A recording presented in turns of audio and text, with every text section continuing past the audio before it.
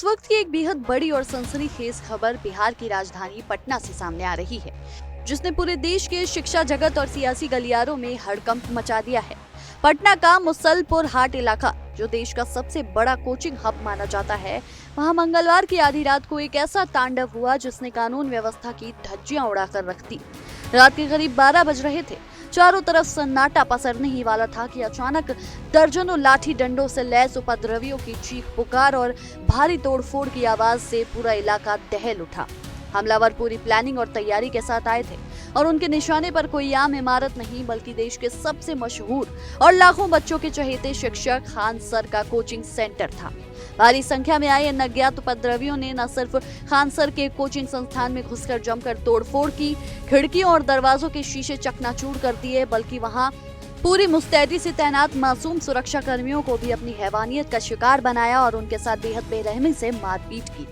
रात के सन्नाटे में जो खौफनाक मंजर देखने को मिला, उसकी गूंज बुधवार की सुबह ग्राउंड जीरो पर साफ तौर पर दिखाई दी।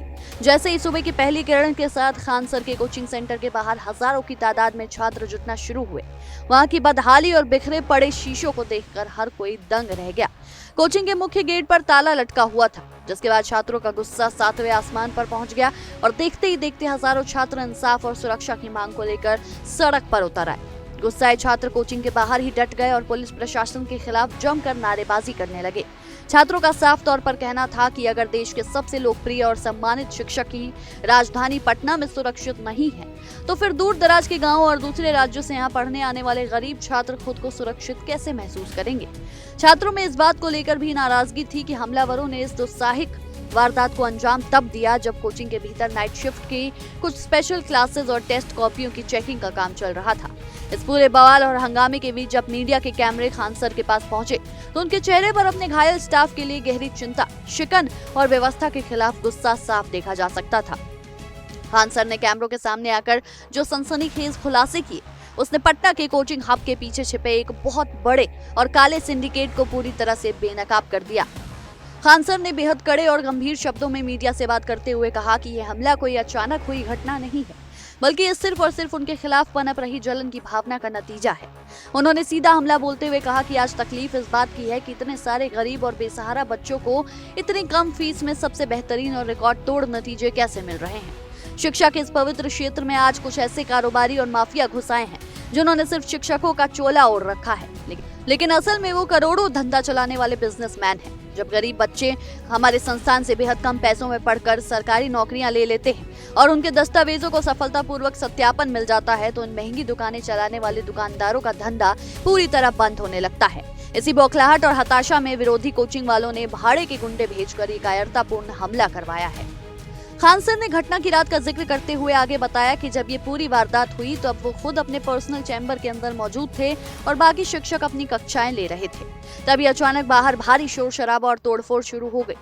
जब स्थिति शांत होने पर उन्होंने अपने बुरी तरह घायल हो चुके गार्ड से पूरी बात पूछी, तो उस मासूम ने रोते हुए कहा कि सर, मुझे कुछ भी समझ नहीं आया कि अचानक क्या हुआ। एक बड़ी भीड़ लाठी डंडे लेकर आई और बिना कुछ कहे मारपीट और तोड़फोड़ शुरू कर दी। खान सर ने पुलिस के आला अधिकारियों से इस मामले में सख्त से सख्त और त्वरित कार्रवाई की मांग की और साफ चेतावनी दी कि इस बार वो किसी भी कीमत पर पीछे नहीं हटेंगे और अपने स्टाफ पर हुए जानलेवा हमले के दोषियों को सलाखों के पीछे पहुंचाकर ही दम लेंगे। क्योंकि मामला देश के सबसे बड़े शिक्षक खान सर से जुड़ा हुआ था और हजारों छात्रों का गुस्सा भड़क रहा था, इसलिए पटना का जिला और पुलिस प्रशासन भी हाथ पर हाथ धरे नहीं बैठ सकता था। कानून व्यवस्था पूरी तरह से बिगड़ने और छात्रों के उग्र आंदोलन के डर से पटना पुलिस की सीनियर टीम भारी पुलिस बल के साथ तुरंत मुसलपुर हाट मौके पर पहुंची। पुलिस ने सुरक्षा के लिहाज से पूरी कोचिंग परिसर और आसपास के इलाकों को छावनी में तब्दील कर दिया और तुरंत एक्शन में आते ही आसपास की दुकानें और कोचिंग में लगे तमाम सीसीटीवी कैमरों के फुटेज को खंगालना शुरू कर दिया।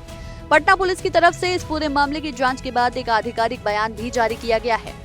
पुलिस अधिकारियों ने शुरुआती जांच रिपोर्ट के आधार पर जानकारी देते हुए बताया कि प्रथम दृष्टया ये पूरा मामला विभिन्न कोचिंग सेंटरों के बीच आपसी रंजिश, जलन और व्यावसायिक कंपटीशन का लग रहा है। पुलिस ने यह भी साफ किया कि खान सर की कोचिंग और उनके गार्ड पर हमला करने वाले उपद्रवियों के अहम सुराग हाथ लगे हैं और उनकी पहचान की जा रही है। इस हाई प्रोफाइल मामले के लिए पुलिस की एक स्पेशल टास्क टीम का गठन कर दिया गया है, जो पटना के कई संदिग्ध ठिकानों और हॉस्टलों में लगातार छापेमारी कर रही है। पुलिस कप्तानों ने प्रदर्शन कर रहे छात्रों को पूरा आश्वासन दिया कि अगले 24 से 48 घंटों के भीतर इस हमले के मुख्य साजिशकर्ताओं और हमलावरों को गिरफ्तार कर लिया जाएगा। देखा जाए तो यह हमला सिर्फ खान सर की कोचिंग की एक इमारत या उनके गार्ड पर नहीं है, बल्कि ये उस सोच और उस भरोसे पर हमला है जो देश के गरीब से गरीब बच्चों को भी बड़े से बड़ा अफसर बनाने का सपना दिखाती है। पटना का मुसलपुर हाट और बाजार सीमित इलाका पूरे देश में प्रतियोगिता परीक्षाओं की तैयारी का मक्का मदीना कहा जाता है, जहां हजारों करोड़ रुपए का कोचिंग बिजनेस चलता है। लेकिन पिछले कुछ सालों में खान सर ने जिस तरह से महज चंद रुपयों की मामूली फीस लेकर लाखों गरीब बच्चों को सरकारी नौकरियों के काबिल बनाया है, उसने शिक्षा को व्यापार समझने वाले कई मगरमच्छों के धंधे को पूरी तरह ठप कर दिया है।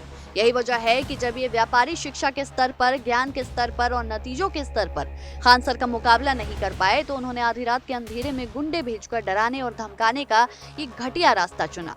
लेकिन क्या खान सर और देश के भविष्य यानी इन छात्रों के हौसले को इस तरह की कायरतापूर्ण तोड़फोड़ से डराया जा सकता है?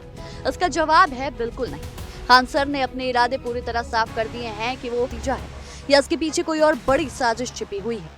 इसका खुलासा आने वाले दिनों में जांच के बाद ही हो पाएगा। लेकिन इतना जरूर है कि इस घटना ने शिक्षा के क्षेत्र में बढ़ती प्रतिस्पर्धा और सुरक्षा व्यवस्था पर कई बड़े सवाल खड़े कर दिए हैं। खान सर ने साफ कर दिया है कि वो डरने या झुकने वालों में से नहीं हैं और गरीब छात्रों की शिक्षा के लिए उनका संघर्ष पहले की तरह जारी रहेगा। अब देखना होगा कि कानून के हाथ इस मामले के मास्टरमाइंड तक कितनी जल्दी पहुंचते हैं और क्या दोषियों को उनके किए की सजा मिल पाती है या नहीं।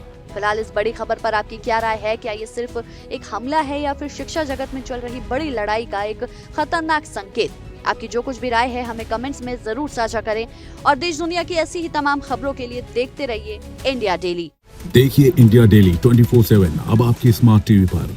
इंडिया डेली मौजूद है सभी डिजिटल प्लेटफॉर्म पर लाइव और लगातार। इंडिया डेली 24/7 हर दिन राष्ट्र को समर्पित।